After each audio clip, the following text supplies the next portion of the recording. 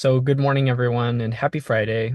This is our bi-weekly Eastside Wrap meeting where we discuss the impacts of homelessness on the east side of Santa Barbara. My name's Landon Rank. I'm with SB Act. This is a partnership with the city of Santa Barbara as a part of our broader South County coalition to try to address homelessness. And so I'm joined by Barbara Anderson from the City Administrator's Office, as well as city staff. So, just a few quick announcements before we dive in. Just a reminder about our meeting schedule. We meet every 2 weeks to coincide with the city's calendar. And so our next meeting will be on Friday, the 27th of this month at 10 a.m. on Zoom. But then, as I mentioned, for those of you who are just joining the call, we still haven't been able to find a time to meet in person. We've been kind of circling around this for a little while. So I've updated the survey again. I'll put it in the chat window again for those who just joined the call. If you can help us out by completing that survey, it'll take all of 2 minutes for you, I promise. It's really, really helpful when we can have these meetings in person, try and do it like once a quarter so that we can kind of see each other face to face and have the conversations we want to have. So that is in the chat window there. All right. So we obviously have quite a bit to talk about with the Dwight Murphy closures and everything going on there, but I do want to just open it up before we talk about some of the specifics. Why don't we open it up for community members to share any questions or concerns? So it's open for anyone who wants to share anything.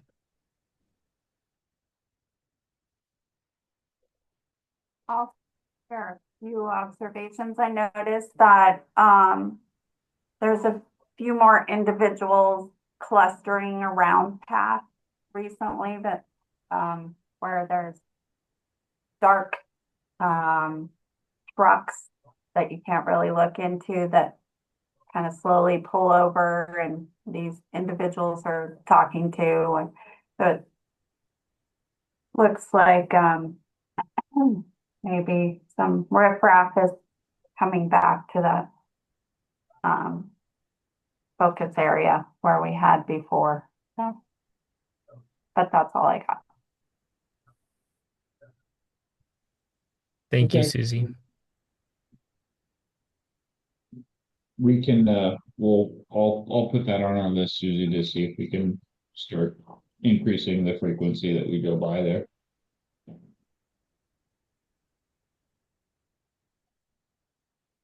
Great, thank you. Jose, go ahead. Okay, this is just something in general, within the city. Yesterday afternoon, I met with a friend of mine at a coffee shop here on State Street. And as we were walking down State Street on 1000 block, and I'm just saying this is in general, it pertains still to, even the east side as well. There was a person on 1000 block of State Street sitting on the odd side, and we were on the even side walking. They started yelling and screaming like crazy. But when I turned and looked, well, I realized who it was. And this is somebody who's been a terror here in the streets of Santa Barbara for quite a few years. And I know this person. And so my question is what is the mental task force doing with these kind of individuals who have mental issues? And I know it's happened in the Milpas area, quite a few times. So is there some kind of a task force that deals with people like this? And this person actually verbally attacked my friend a couple months back, or about 3 months back or so. So what is being done with something like this? Whether it be within the city, east side, west side, Bayside area. I just want to know what can be done. That's it. Thank you. Jose, you can call the police department. If you don't feel directly threatened, you can call the non-emergency line and you can request the co-response team. So it's kind of our first line of response when things are really escalating and very troubling, very problematic. The co-response team is now 7 days a week. They're trained, they are really familiar with these individuals. And so it's a law enforcement officer with a clinician from Be Well, able to engage and try to assess and get that person to a safe place. Um, in general, we have a number of individuals that have, like you said, been on the street for a long time. Their conditions are digressing.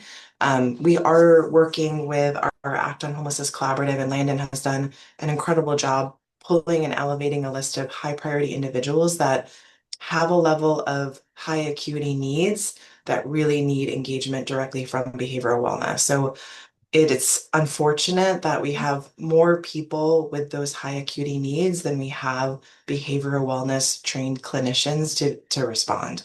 And we're still working within a system where those services are for the most part voluntary. So the co-response team and behavioral wellness can initiate an involuntary hold if the person meets the threshold of gravely disabled, being a threat to themselves or to others, as well as what will be an expansion in the coming weeks of not being able to make decisions for their own well-being. But that threshold is pretty high. So I just want to first say, if you ever feel like your safety, personal safety is being threatened, PD is the call and co-response is the team. And then on the other side, if you're just concerned and you've seen this individual and their condition decline, to bring that to our attention, and we're able to engage the CityNet team and they can make direct referrals to behavioral wellness too. But we're dealing with a troubling environment that we have more folks with needs than we have the people to be able to assist them. Well, excuse me, just for a moment here. I understand. I understand. I do have the non-emergency number on my cell phone, and I have called, a couple of times on this individual, and maybe on a few others in the past.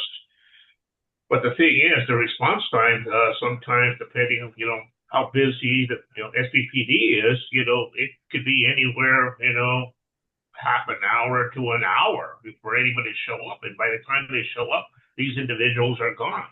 So that's a dilemma right there in itself.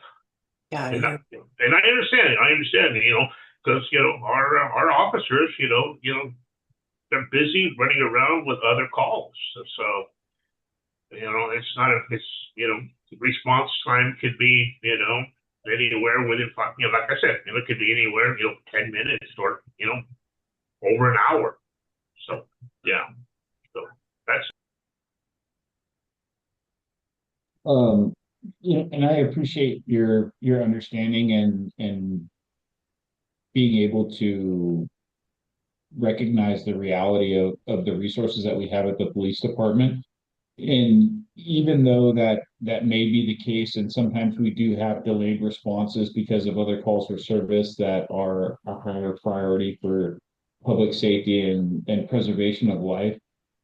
I still believe, to Barbara's point, it's important that you do call us, and the reason being is, once we do establish contact, or once we do have an encounter with an individual that may be difficult to find in the past because of other calls for service, then we establish that initial rapport and start to engage with that individual. To answer one of your other questions about, well, what are we doing about these particular individuals? The important part is making that initial contact, because one of the regular duties of our co-response team is to actually do mental health follow-ups with individuals that we know. So they're regularly engaging with individuals that they've contacted in the past.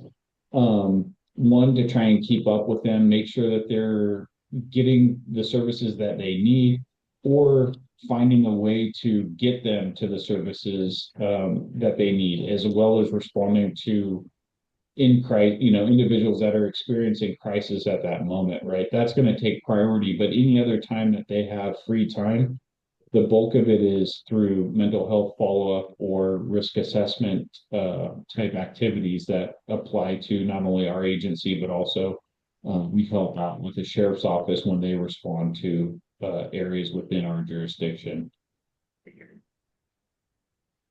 Well, thank you very much there, Officer Payne. But this individual, yeah, I'm sure many of the officers know who he is, and I'm sure a lot of the homeless advocates know, who this person is as well. So, this is no stranger. This person is local. So, and they're in their 50s and they're over 6 foot tall. So, okay, thank you very much. Thank you, Jose. And I'll just add to what Barbara mentioned. So, with this South County Collaborative, we've created a list with city staff and PD and all the homeless outreach providers of kind of our top 100 individuals in South County that are experiencing behavioral health concerns. And our goal is over the next 3 years to see that more than half of those individuals are off the streets and into some form of interim or permanent housing.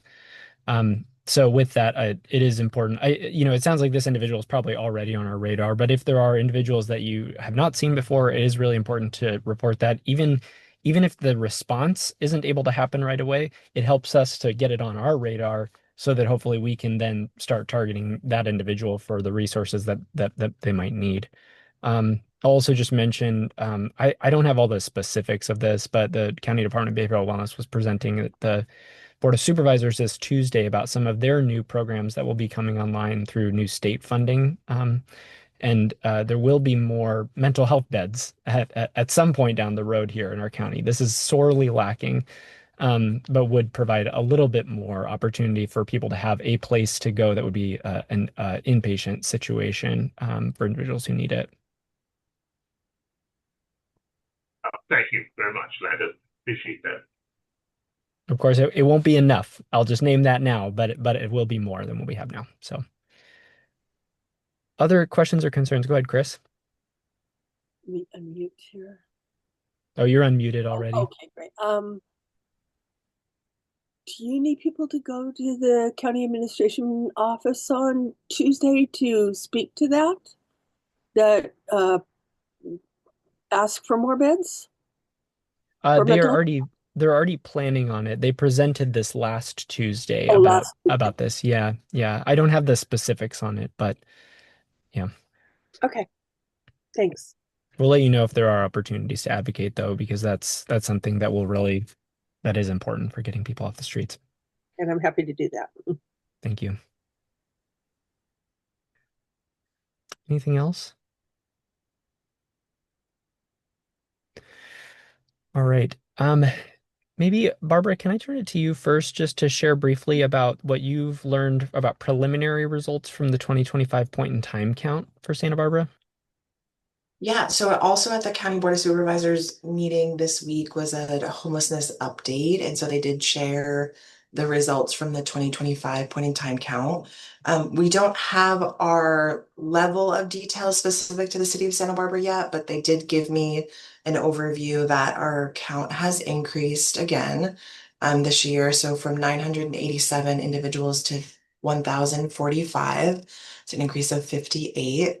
The increases we're seeing among, again, the vehicular homeless population. So we're continuing to see that uptick. And last point in time count, we had about 300 individuals experiencing vehicular homelessness that has upticked. And then sheltered homelessness has also increased. So the folks living on the street continues to decrease year over year. So interesting just to see that shift. I think a lot of work around outreach, a lot of communication with the South County Coordinated Outreach Team on placing people in shelters and making sure that our shelters are full all of the time. And when there's an opening, we're making that referral pretty quickly. And then again, we're continuing to work on the California Encampment Resolution Fund grant program with New Beginnings, which is millions of dollars of resources that are specific to supporting our vehicular homeless population. So, of that number that continues to grow, the latest enrollment in that program is 91 individuals. So it is a significant result in the last 10 months around their engagement there. So once people are enrolled in the program, wherever they may go, services will go with them. So we have 6 priority regions in the city. that are receiving funding as part of this grant. But again, once people are enrolled and they happen to, move around, we know folks are mobile, that those services go with them. So the housing rate, we've had 29 people into interim housing, and we've had another 24 placed in permanent housing. So really good progress. Obviously, the number keeps increasing, and so we have a lot more work to do. And the strategies to reach our vehicular homeless population are very different than the strategies we've deployed the last several years, reaching the folks who are living on the street and experiencing chronic homelessness. Thank you, Barbara. Any questions? Is there a time frame of when those results will be made public? Yeah, so we're hoping to get our city-specific results in the next week or two. But the results need to be verified by HUD. So they're looking at late July for the final report. Mhm. And then while we're talking big picture, Barbara, I know you shared the budget updates at our last Eastside Rap meeting, but will you just share that again for people who weren't here? Yeah, so we are going into budget adoption on Tuesday. Deliberations were this past Tuesday. For the most part, the city is in, a really incredible place because of the support of our voters on Measure I, which is helping us maintain essential services citywide. So that $15.5 million that's coming in as additional revenue is being used to support officers in the police department. It's being used to support some staff at Parks and Recreation, as well as to maintain 7 days a week at the library. So all of the things that voters prioritize through that measure. And then we also have an allocation of $1.5 million. We're calling it a flexible fund to address issues around affordable housing and homelessness. I think a lot of the conversation on Tuesday was, things are just unpredictable right now with the federal government. No matter what your politics are, I think things are just changing every single day in terms of funding priorities, what's being deployed and sustained, and what's being cut. And that we really want the flexibility to be able to react, as well as pursue new projects and opportunities. So we want to be able to respond and be able to move as quickly as government can move. And so those resources are being set aside for that purpose. And then the council also voted to increase the allocation to the local housing trust fund. So the city administrator's budget was $1.5 million to that fund each year over the next 2 years. That has been increased to $3.5 million specific to that fund. So just really, really exciting to see that overall $5 million is going into affordable housing and homelessness, which we know are the real, top priority issues across the city through that budget. So adoption on Tuesday. And then we also found out that we are on the list to receive matching funds for the applications we submitted on housing projects as through our local housing trust fund. So the state got back to us and said, we made the list. But because a lot of folks have tied at a certain point score, we don't know what the total financial award is going to be. So it'll be something, which is better news than we thought it was going to be. So again, the whole point of the local housing trust fund is to leverage those state dollars and be able to advance projects more quickly. That's great. Yeah. I'll just mention too that the city of Goleta, just for comparison, had to cut their homelessness services budget this future coming fiscal year, and so we are grateful to see the city of Santa Barbara prioritize it to be able to keep it at this level.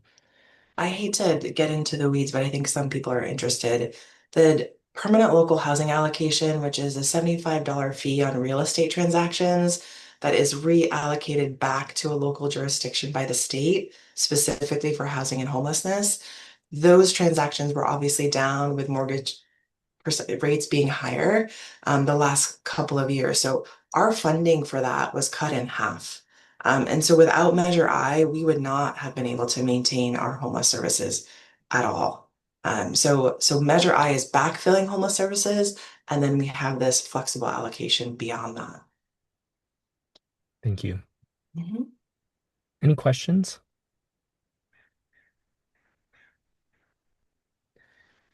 Okay, last item to put you on the spot, Barbara. Just Yeah. if you can just talk a little bit about Dwight Murphy. Yes, so the Dwight Murphy closure began on June 2nd. So the fencing is up. There will be green netting. I think there's questions around the visibility of the chain link and the other netted fencing, so that will be going up in the next few days. Um, we were able to save 14 additional parking spots along the park side. Again, it's a neighborhood that's heavily used by residents, hospitality industry employees, as well as zoo employees. And above and beyond that are folks that we know gravitate to the area who are living in their vehicles because of access to the public bathrooms at the park. So New Beginnings outreach team did a concerted effort prior to park closure to notify people of the closure, to be able to get them to enroll in services, as well as to, provide just general basic relief and support to them. So folks have moved around, and so we're hearing different reports of employees trying to find parking, as well as their vehicular homeless moving into residential areas. And so I just received word today from one of our neighborhood advisory council members that lives in that neighborhood, that they're looking to, be able to engage city staff to be able to address concerns and answer questions and just make sure that their neighborhood stays as safe as possible, which is completely understandable. And so we'll engage and do that. We also learned yesterday through our other regional action plan call that the zoo has a partnership with the Hilton. So zoo employees are going to be using Hilton parking and being shuttled back and forth. So I think folks are trying to be as creative as possible. It is an extended closure. So we're estimating about 18 months. So it'll be high impact for quite a period of time. Um, and we want people to communicate with us as they see folks landing in different neighborhoods in different parts of the neighborhood. Thank you, Barbara. Any questions? All right, let's go to our different providers to check in. Can we start with our CityNet team? Hi, good morning. Um, so since the Dwight Murphy closure, we've seen a pretty big migration of those clients that were staying in the area to the East Beach region, as well as the region around where the Rainbow Arc is. So we've been, this past week, we went to East Beach area, parked along the waterfront with their Women's Fund van twice. We've connected with around 15 individuals, some of which we are familiar to us and we know that are connected to partnering agencies or our agency.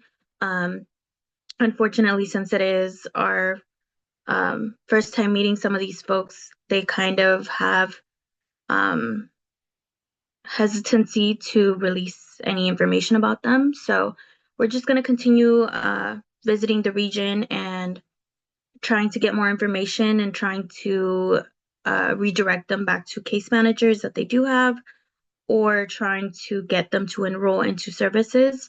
Of course, we know not everyone is going to be open, but it's definitely worth the try. With the Women's Fund van, we've been giving out warm meals, so that kind of seems to help. So we're going to continue doing that, and that's about it right now. Thank Thank you, you. Landra. Yeah, I know we appreciate it. Let's go to the Path team. Happy Friday. Same thing. We continue to engage in our surrounding areas, engaging with individuals, connecting them with services, getting them enrolled in clarity. We have noticed, or I have noticed, it was brought earlier today that there are people kind of gathering outside of Path.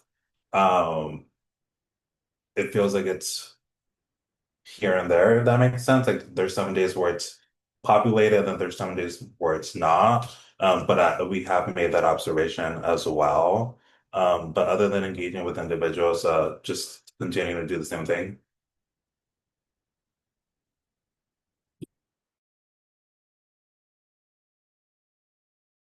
Apologies, Andrew with code enforcement. Thanks, Landon. From the code enforcement side, much of the much of the east side continues to be working on those underpass areas. Those continue to be a kind of persistent challenge. We just see spillover and things associated with the rescue mission and just that general area that create some challenges for us there. But we are, addressing them as they come up, and also with some repeating tasks just in terms of general cleanliness for the area. Dwight Murphy Field definitely has changed the dynamic for us a bit there. It's created some seclusion back along some of the creek areas, back along the backside of the zoo and down towards the bird refuge in the Los Patos area. Those continue to be very heavily impacted zones for us, that we are working in on a weekly basis and regularly conducting cleanings. So a lot of our attention has been driven down into that zone, and then even pushing over into the kind of Hot Springs Cabrillo underpass area. But we are in coordination with Caltrans, working to get some cleanups scheduled with them and get the lane closure support we need to kind of address the things that come up along the tracks in the 101. So there's definitely been a lot of reports. Some of these things are visible, as you're driving south on the 101. But we are making it a priority, just due to the visibility of it. But otherwise, again, always sort of seasonally the waterfront picks up for us. It's just a natural thing, I think, with the weather and whatnot. So again, regular patrols of East Beach, to work with those individuals, and then just trying to assist park staff with everything they see along Chase Palm Park and that general zone. So it's definitely ramping up a little bit for us just based on the summer season, but we've got a pretty good beat on everything that's going on. Thank you, Andrew. Commander Payne. For us at the PD, obviously again, everybody I think is impacted by Dwight Murphy on the east side. I think that's been stated plainly. The Port Lamar issues for parking has been something for us, as well as the quarantine at Cacique, Nopalitos, where some of the individuals from the Dwight Murphy area has also transitioned to, has created some overnight parking issues that we're trying to address. And then we've also been working over at uh, the Cacique footbridge.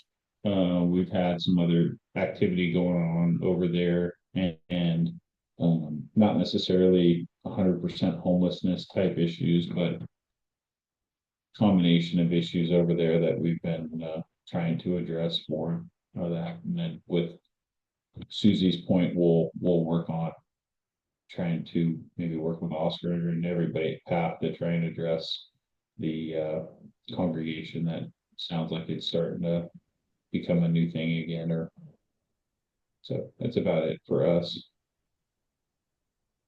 Go ahead, Chris. I just wanted to mention thank you, Commander Payne, because that's my neighborhood right there, the Flamingo. And we've also noticed the increase in people hanging out and clearly engaging in illegal activities. We're used to the graffiti every week. We love the team that comes out. We don't even have to call anymore or send in anything. We know the graffiti team's going to come out at least once a week and clean up. But yeah, there's been some scary stuff. And half the time, honestly, I'm afraid I won't go out of my little comfort zone of this little mobile home park. And I don't even bother to call most of the time, but I don't want to be a nuisance.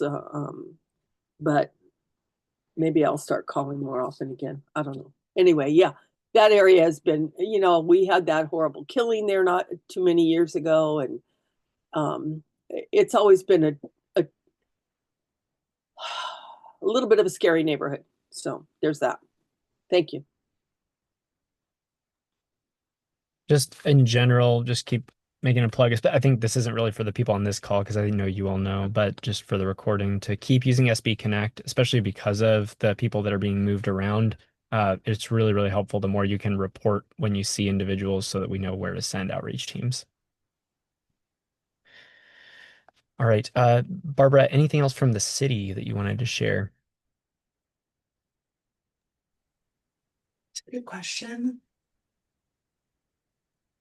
Oh, I wanted to share just the impacts of encampments that we're seeing along the waterfront too. So, the city team is working to prioritize those. Started working this week, with PD and code enforcement, and other city staff and park rangers as well, in advance of summer camps starting next week. So, we have a lot of folks that are coming into the parks and beach areas because of that. So we want to make sure it's safe for everybody. Thank you, Barbara. Yep, I think that's it from us. Any other questions, concerns, or announcements while we're all together? Go ahead, Chris. I was just wondering if Barbara could address one more time the July 14th, did you say, meeting for the NAC is going to be on the east side? Yes, yeah. So we're scheduled the second Mondays of the month. So our next meeting will be July 14th. It's been unfortunate, but the last several meetings have been canceled because we haven't had a quorum, but I'm hoping we have another one. So part of that agenda, because it's been moved from the last 2 months, is going in depth on the new traffic safety analysis data, which I think is compelling, especially for the east side, knowing that Milpas is one of the really most challenging corridors that we have in terms of traffic safety. So that data is, again, the detail is, I think, really valuable for folks to hear. We were going to do a budget item, but now that we're kind of past that process, I do think, Landon, there's an opportunity to talk about homelessness. I think we're hearing from our members with the council that that continues to be a top priority issue, and I think there could just be an opportunity to ask general questions of our finance director for the budget for the next fiscal year. So still working on that agenda, but we meet the second Monday of every month. The 14th is actually at the Franklin Center because we rotate between the Franklin Center and the Louis Lowry Davis Center. Thank you. Could you please keep me in the loop with a flyer or something like that about that? Absolutely. Yep. For that. Thank you. Mm-hmm. All right. Well, just to plug again, then with that, please do fill out that survey, everybody, so that we can figure out a time to meet, whether that's during that, as a part of that meeting that Barbara just mentioned or not. So the link is in the chat window. But with that, we'll go ahead and end the meeting for community members. Thank you all for being here and have a great weekend, everybody. Thank you.